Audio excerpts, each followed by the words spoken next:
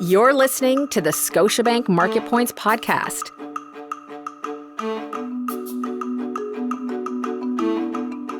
Market Points is part of the Knowledge Capital series, designed to provide you with timely insights from Scotiabank Global Banking and Markets leaders and experts. Hi, I'm Rodrigo Echagaray, Head of Latam Equity Research and Head of Global Product Management. Canada's surging immigration will have far-reaching effects on our economy. On this episode of Market Points, I'm joined by a very exciting panel of experts from across Scotiabank to talk about the importance of immigration on the Canadian economy, the sustainability of immigration growth, and its impact on key sectors. We'll be speaking with Rebekah Young, Vice President, Head of Inclusion and Resilience Economics. Welcome, Rebekah. Thank you for having me. Meny Grauman, Analyst of Canadian Financial Services. Welcome, Meny. Great to be here. Maher Yaghi, Telecom, Media and Cable Analyst. Welcome, Maher. Thank you. And George Doumet, Analyst of Consumer Products. Welcome, George. Hi, Rodrigo. Thanks for having me. Canada welcomed 1.25 million immigrants in 2023, which made the headlines globally. The influx of people made a significant economic impact, but the trend seems unsustainable. Population growth should be a competitive advantage and should contribute to growth in the long term for every country. However, sustainable immigration policies are crucial for that to take place. Systems in Canada were not prepared. Why were numbers a surprise given policy targets? Rebekah, could you set the stage for us? Absolutely. As you say, policymakers really were unprepared for this. And if you think back even just a year ago, Canada was touting what were considered very ambitious targets for its immigration program. We were saying we're going to take population growth to 500,000 by 2025. Well, as you pointed out, we got to the end of last year, we saw population growth had been 1.25 million. So that population growth was 2.5 times what policymakers had been targeting. And it really was this category of temporary workers that had really been exploding. Now, policymakers were taken off guard, not just because they didn't have a target around that temporary program, but also we had a bunch of factors in the economy that were masking what was going on. Reopening effects were absorbing lots of these workers into the economy. But essentially, at the end of the day, what we realized is that we had more workers in the economy working more. We also had more consumers in the economy consuming more. But what we saw is that per worker, per individual consuming less, and output per worker declining. So really over the long term, not sustainable through an economic lens. But importantly, also what we saw is real life bottlenecks. So not just these kind of economic concepts that you see in data coming out every month, but in actual indicators like shelter costs, what it costs to rent, how long wait times are in ERs or list for family physicians. You name it, all those real life infrastructure, both social and physical, that we rely on, really face very sharp bottlenecks. And so really what we think when we look at all these trends, sort of where we've come over the past couple of years in this explosive population growth, yes, we've seen a number of measures that should substantially curtail this population growth by government. But we really think that not only do they need to focus on lowering the number, but we also need to raise the bar if we want to raise welfare for Canadians over the long run. And raising the bar really has important implications for the banks that I cover.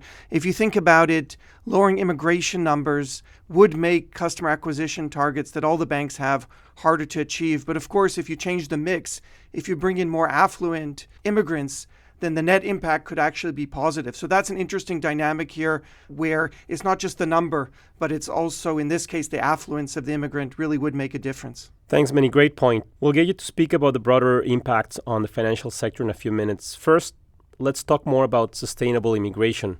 How do we find the right level and why is this important? That's a great question.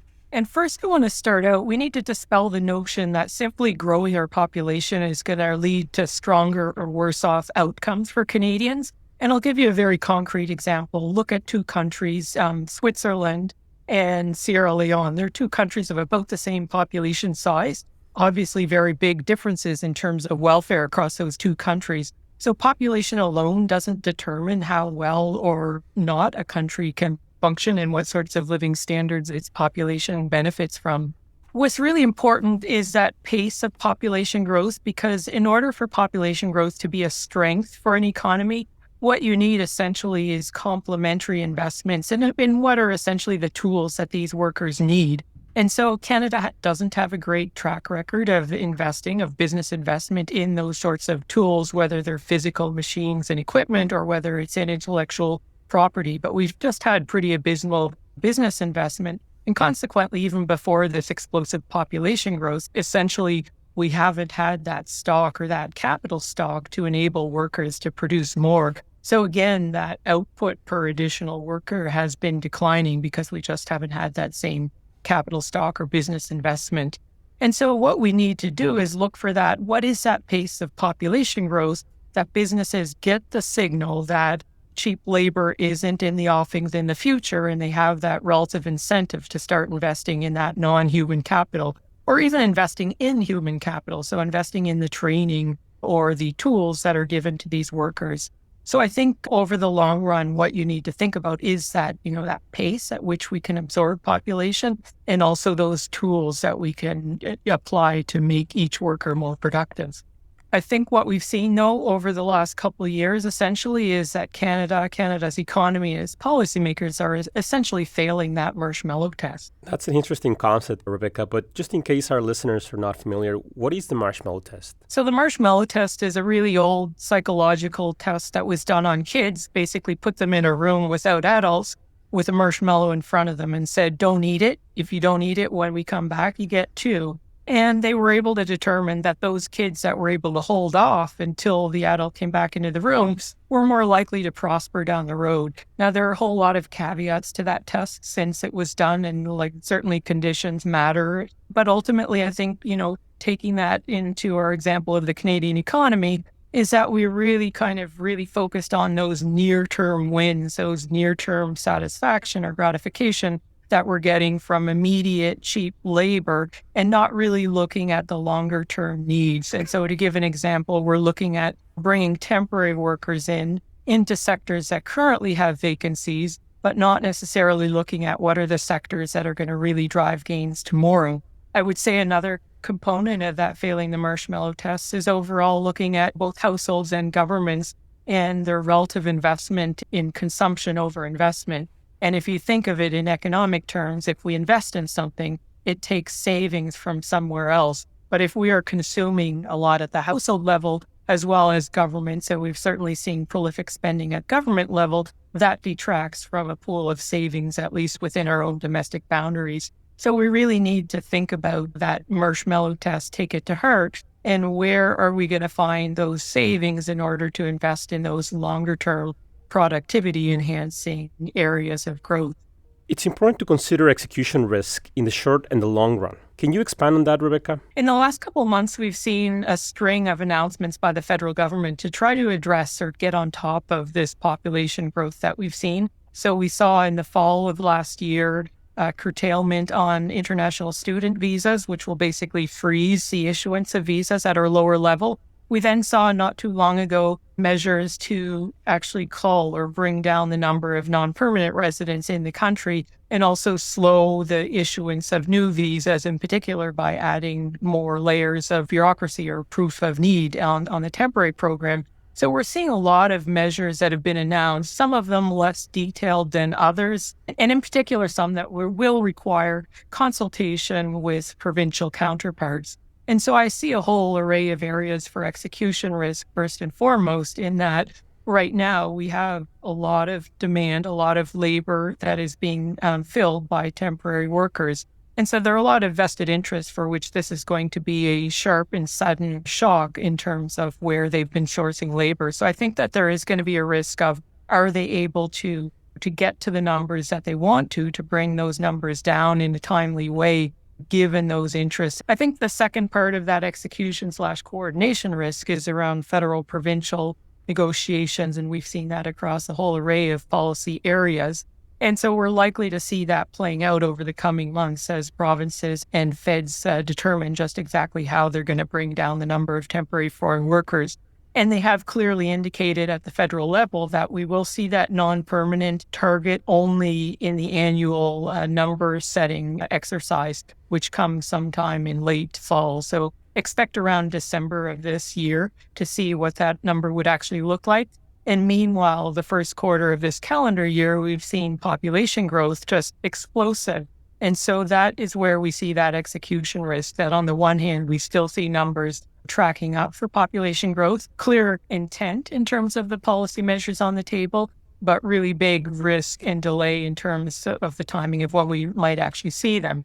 And then you layer on top of that next year that we are most likely going to have an election in Canada, even compounds that policy risk of where we might see population landing at the end of this year, at the end of next year, and so forth.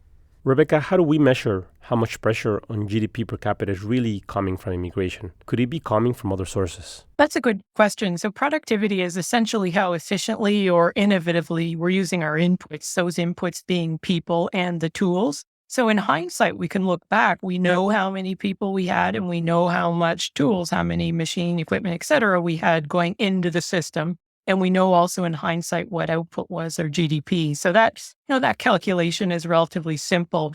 Now, big credit to my brilliant colleague, René Lalonde, who has a very strong model of the Canadian economy. And he can tease out what impacts, what led to this erosion of business investment over this horizon, and consequently, or an erosion of stock of capital. And so he can tease out, for example, the effects of rising interest rates over the last 2 years, and all of those other traditional economic factors that would impact that. So netting all those impacts out, he was able to determine that roughly 2/3 of the productivity declines that we saw were a result of this explosive population growth.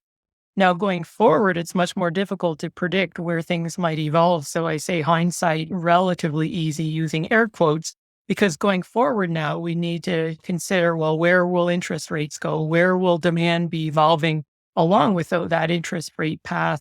Where will uncertainty go with a host of elections, not just in Canada, but importantly in the US? So a whole array of factors that, otherwise outside of population growth would impact how businesses invest. Now, that underscores why population growth is neither the driver nor the cause, or the underlying cause of productivity. Really reinforces why Canada needs to really have a laser-focused growth agenda that's focused on enhancing productivity. So immigration policy is important, and on the margins, it can kind of tilt up or down where that productivity is going, but it can't fix the big problem that's been decades in the making that Canada is facing. And ultimately, it's not about working more or working harder.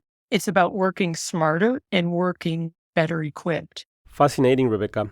Certainly some interesting insights on why immigration is such an important issue within the Canadian economy. And it seems sensible to prepare for a slowdown in immigration growth. Let's turn to some sectors that are impacted by this policy discussion.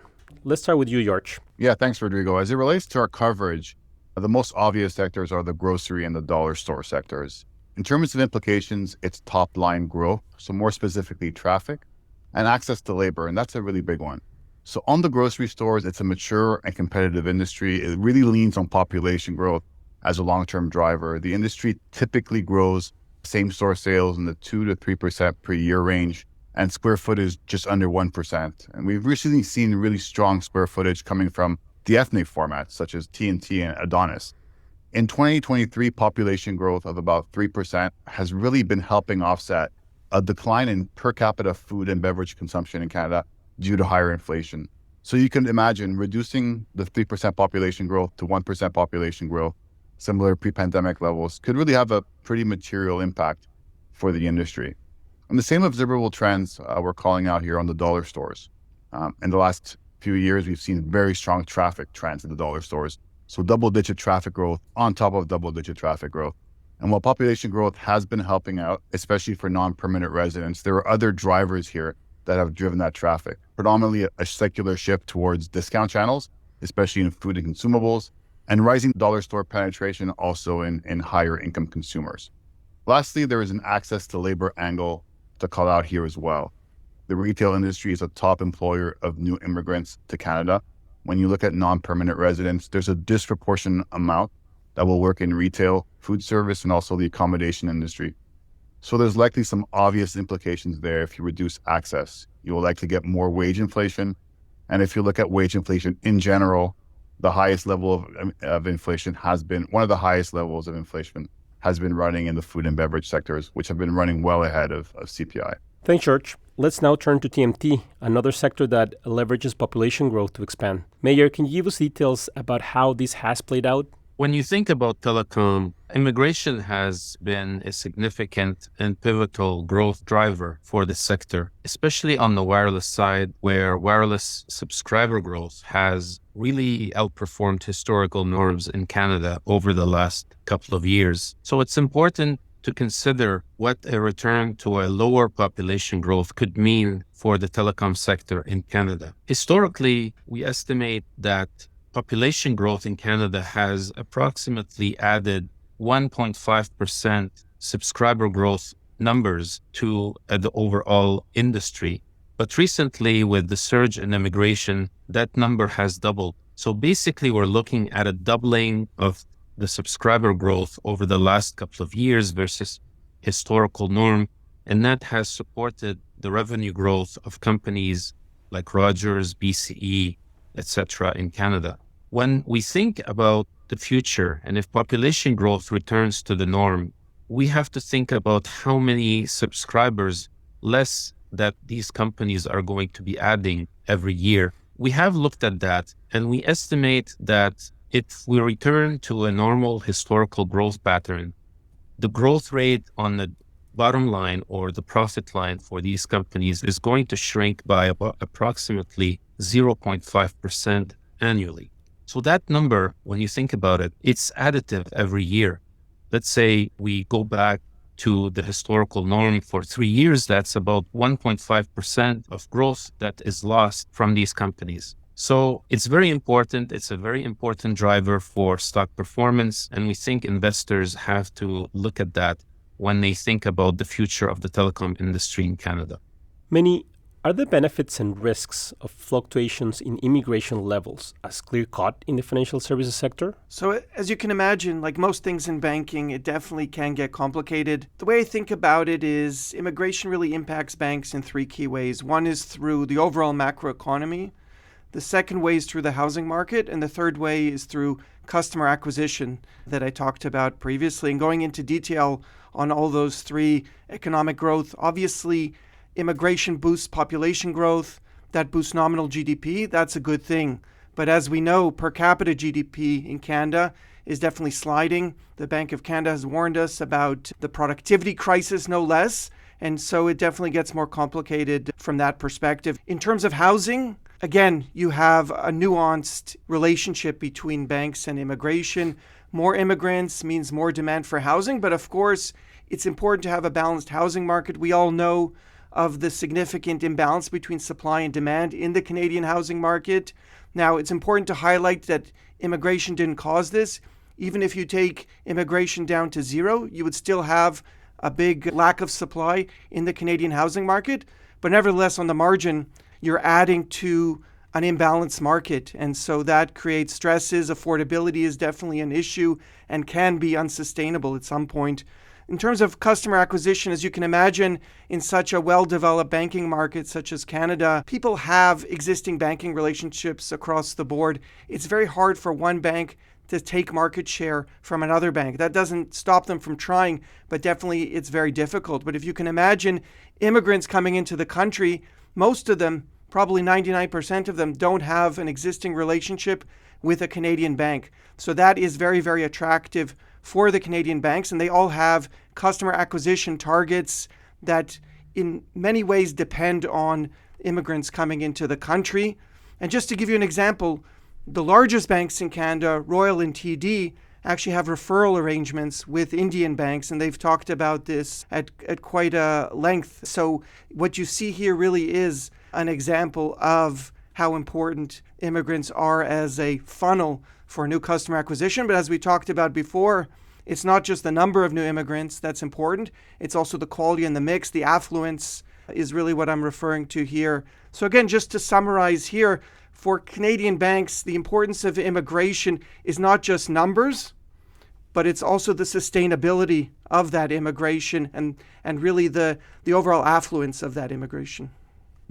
And this also applies in telecom pretty much, when you think about how companies grab market share in the marketplace, it's very expensive to go and grab a subscriber from a competitor and bring them in. And so a lot of the companies in Canada have relied significantly on immigration for reducing the cost of acquisition of new customers. We've seen all these kiosks in airports. You probably have seen these kiosks as soon as you land in Canada. First thing you see is a kiosk of a telecom company trying to grab that customer. And so when we think also about the long-term growth potential for telecom, in addition to maybe a decline in expectations of new subscriber growth, the cost of acquisition could also be on the rise. This has been a fascinating conversation. Rebekah, I would like to end with some thoughts on possible solutions. What opportunities do you see for improvement? A very good start would be, first and foremost, seeing immigration as a key strength for Canadian living standards and welfare over time. And that would be putting front and center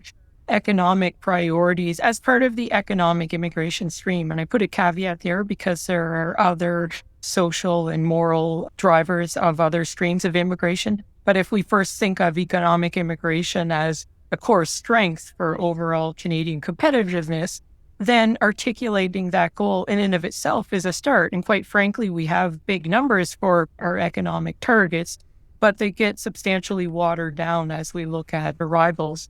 And we have a great tool at predicting the potential of newcomers and of permanent residents that looks at things like their education, their language skill set, their work experience to determine what their likely economic outcomes will be down the road. Well, we need to use that scoring system better to determine which candidates will have a better likelihood of success in Canada. So we should use that more. We're quite frankly not using it very much. We should also look at setting the bar higher for businesses. So some equivalent threshold that businesses that are both investing in their people and in their tools would see getting more labor as a source, as an incentive, as opposed to a source of cheap labor necessarily. So really raising the bar in that case. And I think at the end of the day, we also need to focus on investing not just in selecting those with potential, but also investing in their potential once they're here in Canada. I want to thank everyone for joining us for this important conversation about Canadian immigration and the challenges and opportunities ahead of us. Thanks for listening to Scotiabank Market Points. Be sure to follow the show on your favorite podcast platform. And you can find more thought-leading content on our website at gbm.scotiabank.com. This communication does not constitute investment advice or any personal recommendation to invest in a financial instrument or investment research. This communication is provided for information and discussion purposes only. An investment decision should not be made solely on the basis of the contents of this communication. It is not to be construed as a solicitation or an offer to buy or sell any financial instruments and has no regard to the specific investment objectives, financial situation, or particular needs of any recipient. The information in this communication is based on publicly available information, and although it has been compiled or obtained from sources believed to be reliable, such information has not been independently verified, and no guarantee, representation, or warranty, express or implied, is made as to its accuracy, completeness, or correctness. Past performance or simulated past performance is not a reliable indicator of future results. Forecasts are not a reliable indicator of future performance. Please refer to our legal disclosures on our website.